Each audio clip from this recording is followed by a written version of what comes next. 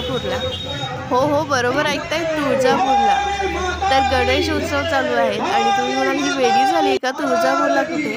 तर नाही गाईस, मी आली आहे आपल्या पुण्यामधील साने गुरुजी मित्रमंडळाने यावर्षी एक छानसं मंदिर रेखाटलेलं आहे की तुळजाभवानीचं मंदिर त्यांनी आपलं जसं तुळजापूरमध्ये आहे अगदी तसंच सुंदरसं आणि खूप आकर्षित असं हे मंदिर त्यांनी डेकोरेशन केलेलं आहे.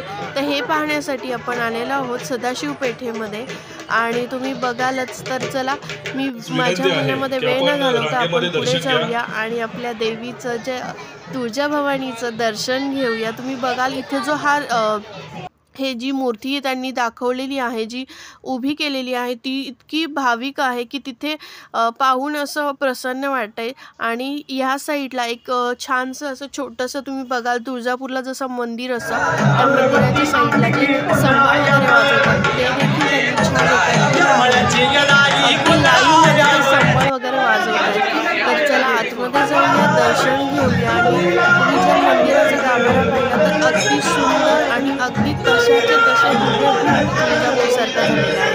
तर आता बघा, देवीचं दर्शन घ्या आणि तुळजापूरच्या आईचं दर्शन घेऊन आपण पुण्याचं भाविक मस्त प्रसन्न होऊया.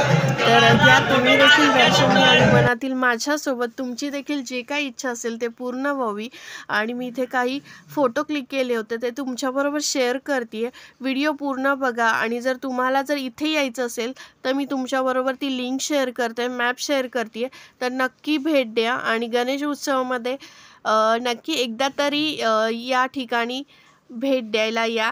आणि आपल्याला एवढ्या लांब तुळजापूरला जाणं शक्य नाही आहे, पण जर तुम्हाला आत्ता दर्शन घ्यायचं असेल तर तुळजाभवानीचं तर नक्की या साने गुरुजी मित्रमंडळ सदाशिव पेठ.